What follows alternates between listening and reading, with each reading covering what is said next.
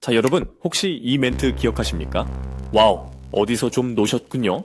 네, 맞습니다. 노래 좀 불렀다 싶으면 기계에서 흘러나오던 그 콧소리 섞인 목소리 말입니다.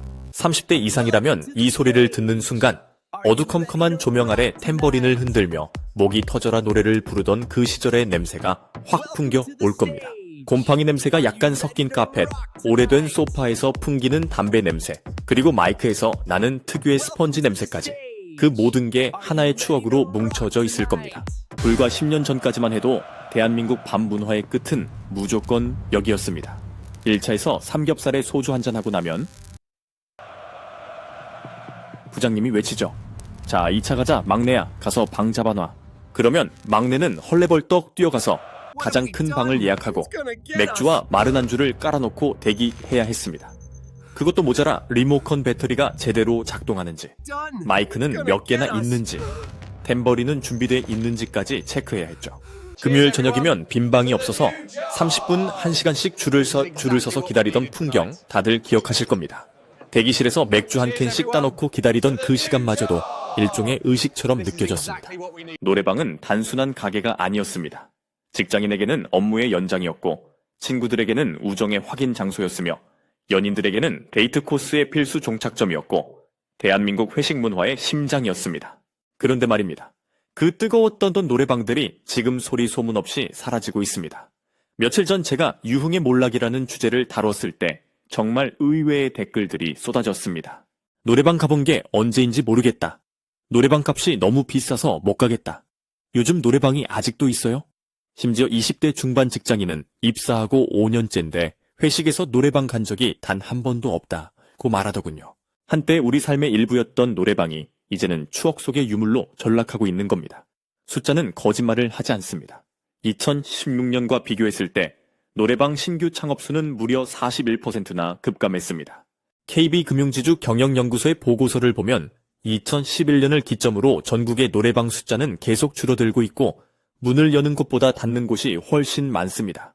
더 충격적인 건 예전에는 노래방이 소위 말하는 황금알을 낳는 거위 같은 사업 아이템으로 각광받았다는 점입니다. 한번 시설만 갖춰놓으면 인건비가 거의 안 들고 회전율이 좋아서 수익성이 뛰어났거든요. 그래서 2000년대 초중반만 해도 은퇴한 직장인들이 퇴직금으로 가장 많이 선택한 창업 아이템 1순위가 노래방이었습니다. 서울 종로의 한 노래방 사장님은 하루 매출이 10만 원대로 떨어졌다고 한숨을 쉬십니다. 심지어 토요일인데도 고작 5만 원을 번 날도 있다고 하니 이건 몰락이라는 표현도 부족할 지경입니다. 월세가 200만 원이 넘고 관리비에 전기세까지 합치면 고정 지출만 300만 원이 훌쩍 넘는데 하루 매출이 10만 원이면 한 달에 300만 원도 안 되는 겁니다. 완전히 적자죠. 그나마 단골 몇 명이 찾아주는 걸로 버티고 있다고 하시더군요. 강남의 한 노래방은 아예 문을 닫고 스터디 카페로 업종을 전환했습니다. 더 이상 희망이 안 보인다. 노래방은 끝났다는 게 업주의 말이었습니다. 도대체 대한민국 밤거리를 호령하던 그 많던 노래방은 다 어디로 갔을까요? 왜 우리는 더 이상 마이크를 잡지 않게 된 걸까요? 90년대에 태어난 젊은 세대들은 아예 노래방 문화 자체를 경험해보지 못한 채 어른이 되고 있습니다. 이들에게 노래방은 부모님 세대의 유물일 뿐입니다. 오늘 지식의 소용돌이에서는 한 시대를 풍미했던 제국, 노래방의 몰락과 그 뒤에 숨겨진 진짜 이유 5가지를 아주 깊숙이 파헤쳐 보겠습니다. 먼저 시계를 1991년으로 돌려보겠습니다. 부산에서 대한민국 최초의 노래방이 문을 열었습니다. 사실 노래방의 원조는 일본입니다. 1970년대 일본 고베에서 밴드 드러머였던 이노우에 다이스케라는 사람이 녹음된 반주 테이프에 맞춰 노래를 부르는 기계를 발명했죠. 이게 바로 카라오케, 즉 빈 오케스트라라는 뜻의 카라오케의 시작이었습니다. 일본에서는 주로 술집이나 스낵배 기계를 설치해서 손님들이 노래를 부르게 했는데 한국에서는 이걸 아예 독립된 공간으로 만들어버린 겁니다. 그전까지는 노래를 부르려면 큰 술집에 가거나 가라오케라는 곳을 가야 했는데 이건 너무 비싸고 부담스러웠죠. 당시 가라오케는 고급 술집의 개념이었고 한 사람당 몇만 원씩 내야 했으니까요. 그런데 단돈 몇천 원에 마음껏 노래를 부를 수 있는 공간이 생긴 겁니다. 반응은 폭발적이었습니다. 당시에는 PC방도 없었고 스마트폰도 없던 시절이라 젊은이들이 모여서 놀 공간이 딱히 없었거든요. 영화관? 비쌉니다. 볼링장? 더 비쌉니다. 당구장, 담배 연기 자욱하고 분위기가 좀 그렇죠. 그런데 노래방은 깔끔하고 개인 공간이 보장되고 가격도 합리적이었습니다. 초창기 노래방의 시스템은 지금과는 좀 달랐습니다. 레이저 디스크를 사용했고 곡 수도 몇백 곡에 불과했습니다. 화질도 조악했죠. 하지만 그게 문제가 되지 않았습니다. 사람들은 노래를 부를 수 있는 공간 자체에 환호했으니까요. 중년대 시연대 중반부터는 기술이 발전하면서 CD 방식으로 바뀌었고 곡 수도 수천 곡으로 늘어났습니다. 신곡 업데이트도 빨라졌죠. 서태지와 아이들, H.O.T, 잭스키스, 핑클, S.E.S 같은 아이돌 그룹들의 노래가 나오면 다음 주에는 노래방에 깔려 있었습니다. 결정대나 기폭제는 1999년에 터집니다. 영업시간 제한이 풀리고 밤 10시 이전에는 청소년 출입이 가능해진 겁니다. 이건 정말 엄청난 변화였습니다. 그전까지는 밤 10시면 문을 닫아야 했거든요. 하지만 규제가 풀리면서 노래방은 24시간 영업이 가능해졌습니다. 심야 타임이라는 개념이 생겨났고 밤 12시 이후에는 추가 요금을 받으면서도 손님들이 넘쳐났습니다. 새벽 2시, 3시까지 노래를 부르고 나와서 해장국 먹고 집에 가는 게 주말의 정석 코스였죠. 이때부터 노래방은 전 국민의 여가시설이 되었습니다. 친구, 연인, 똥치켜몸, 가족, 직장 동료 할 것 없이 모든 모임의 종착역은 노래방이었습니다. 대학생들은 MT 가서도 노래방을 갔고 직장인들은 회식 끝에 무조건 노래방을 갔습니다. 심지어 가족 생일잔치도 노래방에서 했습니다. 할머니 칠순 잔치를 호텔 대신 노래방 큰 방에서 하는 집도 많았죠. 트로트 반주에 맞춰 가족들이 둘러앉아 노래 부르고 케이크 자르고 선물 주고받는 풍경이 그렇게 자연스러웠습니다. 사장님들은 그야말로 돈을 긁어 모았습니다. 주말에는 대기가 기본이었고 평일에도 방이 꽉 찼으니까요. 강남이나 홍대 같은 상권에서는 시간당 3만원, 4만원씩 받아도 손님들이 줄을 섰습니다. 맥주 한 캔에 5,000원, 안주 한 접시에 만원씩 받아도 다들 기꺼이 돈을 냈죠. 노래방은 그야말로 황금알을 낳는 거위였습니다. 2000년대 초반 전국의 노래방 수는 3만 개를 훌쩍 넘어섰고 프랜차이즈 노래방 브랜드들이 우후죽순 생겨났습니다. 하지만 영원할 것 같았던 이 황금기는 2010년대 후반부터 급격하게 무너져 내리기 시작합니다. 그리고 그 몰락을 부채질한 첫 번째 범인은 바로 회식 문화의 혁명입니다. 노래방의 가장 큰 손님은 누구였을까요? 학생? 연인? 아닙니다. 바로 법인카드를 들고 오는 직장인들이었습니다. 평일 저녁 7시만 되면 노래방 앞에는 넥타이 부대가 줄을 섰습니다. 한 팀이 10명, 50명씩 몰려와서 가장 큰 방을 잡고 맥주를 수십 캔씩 시키고 새벽까지 노래를 불렀죠. 노래방 매출의 6.10%가 이런 직장인 단체 손님에서 나왔습니다. 그런데 세상이 바뀌었습니다. 2018년 7월 주 52시간 근무제가 시행되면서 워라밸이라는 단어가 직장인들의 뇌리에 박히기 시작했습니다. 워크 앤 라이프 밸런스, 즉 일과 삶의 균형이라는 개념이 한국 사회에 본격적으로 상륙한 겁니다. 이전까지는 밤 10시, 11시까지 일하는 게 당연했고 퇴근 후에도 상사의 전화를 받는 게 미덕이었습니다. 하지만 법이 바뀌면서 주 52시간을 초과하면 회사가 처벌을 받게 되었고 야근 문화가 급격히 줄어들었습니다. 야근이 줄어들자 자연스럽게 회식도 줄어들었습니다. 예전에는 일 끝나고 자, 오늘 고생했으니 한잔하자가 통했지만 이제는 저 헬스장 가야 해서요. 아이 학원 데리러 가야 해서요. 라는 거절이 정당한 사유가 되었습니다. 늦은 밤까지 술 마시고 노래 부르는 회식은 이제 단합이 아니라 업무의 연장이자 괴롭힘으로 인식되기 시작했죠. 결정타는 2019년 7월 16일 발효된 직장 내 괴롭힘 금지법이었습니다. 이 법은 직장에서 우위를 이용해 신체적, 정신적 고통을 주거나 근무 환경을 악화시키는 행위를 금지했습니다. 그런데 여기서 중요한 건 업무상 적정 범위를 넘어서는 행위가 모두 괴롭힘이 될 수 있다는 점입니다. 회식 자체는 문제가 아니지만 회식에서 술을 강요하거나 노래를 강요하거나 늦은 시간까지 억지로 붙잡아두는 행위는 모두 직장 내 괴롭힘에 해당할 수 있게 된 겁니다. 이제는 부장님이 김대리 노래 한 곡 뽑아봐 라고 강요하는 순간 그건 범죄가 될 수도 있는 세상이 온 겁니다. 기업들도 빠르게 움직였습니다. LG 디스플레이와 하나은행은 119 운동을 시작했습니다. 한 가지 술로 1차까지만 9시 이전에 끝내자는 운동이었죠. 이 운동은 삽시간에 대기업 전체로 퍼져나갔습니다. LG U+는 아예 월, 수, 금요일에는 회식을 금지하고 노래방 업종에서는 법인카드 결제가 안 되도록 막아버렸습니다. 물리적으로 노래방에 갈 길을 차단한 겁니다. SK텔레콤은 가족사랑의 날을 지정해서 매주 수요일은 정시 퇴근을 의무화했고 이날 회식을 잡으면 팀장이 인사고가에서 감점을 받도록 했습니다. 카카오는 밤 8시 이후 회식을 금지했고 네이버는 1인당 회식비를 3만 원 이내로 제한했습니다. 3만 원이면 노래방 갈 여유가 없죠. 식사하고 맥주 한두 잔 마시면 끝입니다. 이제 젊은 직장인들에게 회식은 저녁이 아니라 점심입니다. 점심에 맛있는 거 먹고 깔끔하게 헤어지는 문화가 자리 잡으면서 2차로 노래방을 가는 코스는 자연스럽게 소멸했습니다. 9년째 대형 노래방을 운영하는 사장님은 예전에는 평일에 넥타이 부대들이 줄을 섰는데 이제는 단체 손님 자체가 아예 없다라고 토로합니다. 금요일 저녁에도 방이 텅텅 비어 있다는 겁니다. 그나마 토요일에 가족 단위 손님 몇 팀 오는 게 전부라고 하더군요. 더 결정적인 변화는 MZ세대의 회식에 대한 인식입니다. 이들에게 회식은 참석해야 하는 의무가 아니라 선택 가능한 이벤트입니다. 가고 싶으면 가고 가기 싫으면 안 가는 겁니다. 그리고 대부분은 안 갑니다. 한 취업 포털 사이트의 조사에 따르면 2030 세대 직장인의 73%가 회식이 부담스럽다고 답했고 58%가 가능하면 회식에 참석하고 싶지 않다고 답했습니다. 이유는 개인 시간을 빼앗긴다, 상사 눈치 보기 싫다, 술 강요가 싫다, 다음날 피곤하다 등등. 코로나19가 이런 변화를 더욱 가속화했습니다. 거의 3년 동안 회식이 금지되면서 사람들은 회식 없는 삶에 적응했습니다. 그리고 깨달았죠. 회식 안 해도 업무는 잘 돌아가네? 회식을 하지 않아도 팀워크는 유지되고 실적도 나오고 아무 문제가 없다는 걸 확인한 겁니다.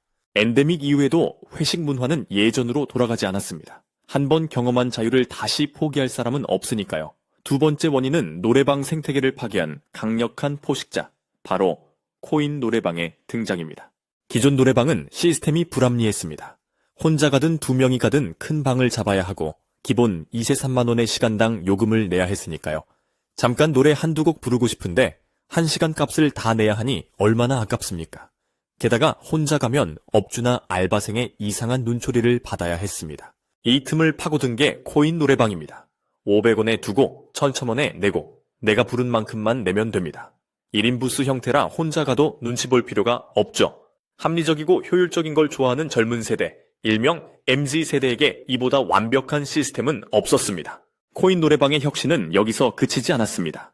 녹음 기능이 기본으로 제공되고 녹음한 파일을 바로 스마트폰으로 전송할 수 있었습니다. 젊은 세대는 이걸 SNS에 올리기 시작했습니다.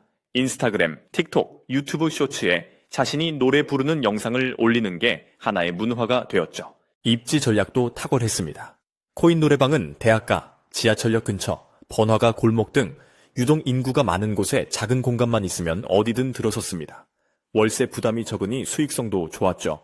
무인 운영 시스템이라 인건비도 거의 들지 않았습니다. 기계만 설치해 놓으면 24시간 돈을 벌어다 주는 구조였습니다. 실제로 2016년부터 일반 노래방 창업은 곤두박질 쳤지만 2022년에 반짝반등한 창업 수치를 뜯어보면 대부분이 코인 노래방이었습니다. 젊은 창업자들은 이제 큰 노래방을 차리는 대신 코인 노래방 프랜차이즈에 투자했습니다. 이제 사람들은 노래방에 가서 노는 게 아니라 그냥 노래만 부르고 나오는 겁니다. 사교의 공간이 아니라 개인의 여가 활동이 된 거죠. 친구들과 어울려서 밤새 노래 부르던 문화는 사라지고 혼자서 30분 동안 빠르게 스트레스를 해소하는 문화로 바뀐 겁니다. 전통 노래방 업주들은 이에 대응하려고 했지만 역부족이었습니다. 1인방을 만들어 보기도 하고 가격을 내려보기도 했지만 소용없었습니다. 이미 코인 노래방이라는 강력한 경쟁자가 시장을 장악한 후였으니까요. 세 번째 원인은 전 인류를 강타한 재앙, 코로나19입니다. 노래방에게 코로나는 단순한 불황이 아니라 사형 선고나 다름없었습니다. 좁고 밀폐된 공간에서 마스크를 벗고 침을 튀기며 노래를 부른다? 방역당국이 가장 싫어하는 모든 조건을 다 갖춘 곳이 바로 노래방이었습니다. 2020년 3월부터 노래방은 고위험 시설로 지정되었고 집합 금지 명령이 내려졌습니다. 문을 열 수가 없었던 겁니다. 정부는 방역 지침을 계속 강화했습니다. 방과 방 사이 30분 간격 두기, 손님 간 2m 거리 유지, 마이크 커버 1회용 사용, 매 이용 후 방 소독 등 지켜야 할 규칙이 산더미였습니다. 노래방 업주들은 절규했습니다. 우리는 왜 문을 열 수 없습니까? 음식점은 포장이라도 하지. 우리는 포장도 배달도 안 되는 업종입니다. 하지만 정부는 고위험 시설이라는 이유로 완강했습니다. 실제로 초기 집단 감염 사례 중 일부가 노래방에서 발생했기 때문에 여론도 노래방 영업에 부정적이었죠. 집합 금지 명령이 내려지고 영업이 중단되면서 수많은 노래방이 문을 닫았습니다. 월세는 나가는데 매출은 제로였으니까요. 결국 버티지 못한 업주들이 하나둘 폐업 신고를 했습니다. 10년, 20년 하던 노래방을 눈물을 머금고 정리한 사장님들이 부지기수였습니다. 2018년 한 해에만 폐업한 노래방이 1,400개가 넘는데 이는 개업한 곳의 2배가 넘는 수치입니다. 그리고 2020년부터 2022년까지 코로나 기간 동안에는 그 속도가 더욱 빨라졌습니다. 3년 동안 5,000개가 넘는 노래방이 지구상에서 증발한 겁니다. 더 무서운 건 습관의 단절입니다. 거의 3년 가까이 회식이 금지되고 모임이 제한되면서 사람들은 깨달았습니다. 노래방 안 가니까 오히려 좋은데? 억지로 끌려가서 탬버린 흔들고 목 쉬어가며 노래 부르지 않아도 되는 삶이 얼마나 쾌적한지 알게 된 겁니다. 엔데믹이 선언되고 마스크를 벗었지만 한번 끊긴 발길은 다시 돌아오지 않았습니다. 모임을 하더라도 야외에서 하거나 카페에서 하거나 각자 집에서 온라인으로 모이는 문화가 자리 잡았습니다. 줌이나 디스코드로 친구들과 대화하면서 각자 집에서 게임을 하는 게 새로운 놀이 문화가 되었죠. 네 번째 원인은 더 근본적인 곳에 있습니다. 바로 2030 세대의 가치관 변화, 개인주의의 부상입니다. 대학 내일이 19세에서 34세 청년들을 대상으로 조사한 결과가 충격적입니다. 무려 10.8%가 내가 좋아하는 것을 해주는 것보다 내가 싫어하는 것을 강요하지 않는 것을 더 선호한다고 답했습니다. 이게 무슨 뜻일까요? 나 노래 부르는 거 싫어해. 그러니까 시키지 마. 이겁니다. 예전에는 싫었어도 분위기 맞추려고 마지못해 불렀다면 이제는 내가 가수도 아닌데 왜 재롱을 떨어야 하냐며 당당하게 거부하는 시대가 된 겁니다. 이런 변화는 단순히 노래방만의 문제가 아닙니다. 한국 사회 전체를 지배하던 집단주의 문화가 무너지고 있다는 신호입니다. 과거에는 개인보다 집단의 화합이 중요했습니다. 하지만 MZ세대는 다릅니다. 이들은 개인의 행복과 선택권을 무엇보다 중요하게 생각합니다. 이들에게 노래방은 고문 같은 공간입니다. 노래를 못 부르는데 억지로 불러야 하고 분위기를 맞춰야 하고 상사가 시키는 노래를 들어야 하고 박수를 쳐줘야 하고 탬버린을 흔들어야 하는 그 모든 과정이 스트레스입니다. 성균관대 구정우 교수는 이런 현상을 두고 개인의 삶을 중시하는 방향으로 가치가 완전히 바뀌었고 재택근무 등으로 생활 패턴이 달라졌기 때문에 노래방 문화의 축소는 일시적인 현상이 아니라 되돌릴 수 없는 흐름이라고 진단했습니다. 특히 젊은 세대는 가성비와 시간 효율을 중시합니다.